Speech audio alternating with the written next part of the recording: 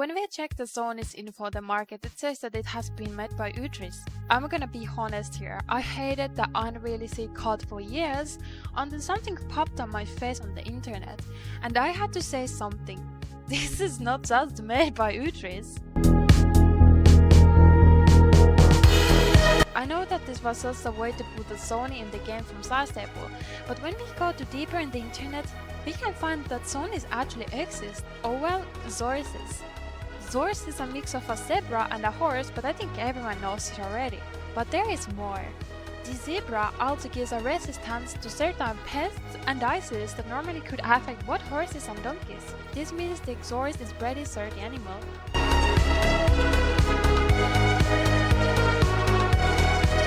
Zebra is a part of zebroids, which is the offspring of any cross between a zebra and any other egg going to create a hybrid. Unlike zorse, which is already very rare, the zonky is even way more rare.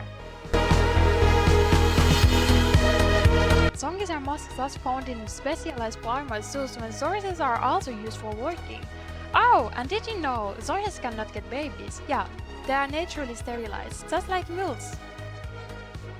So there is a mix of horses and donkeys, but also horses and zebras.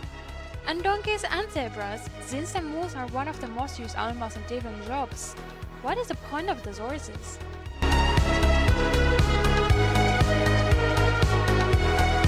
In Africa, zorses are actually used for jobs too, such as transporting people, but also goods up to mountain and down the mountains. Basically tracking animals. But why not just use horses or mules in Africa too? The answer is simple, that's where those horses are from. The point was to breed an animal like a horse, but who is resistant to disease like zebras, who has lived in Africa for a very long time and so on gotten away with better resistance that way. For example, for sleeping sickness, zebra also have a better resistance than donkey. The mules are also popular in Africa, so zorse doesn't change that. How common is this critter then? Surprisingly small.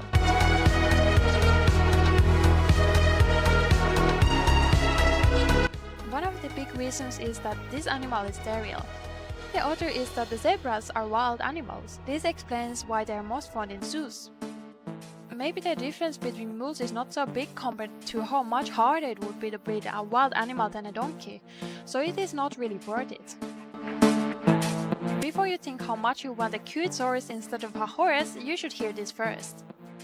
Some people are warning how people seem to forget that the zorse is still a half wild animal.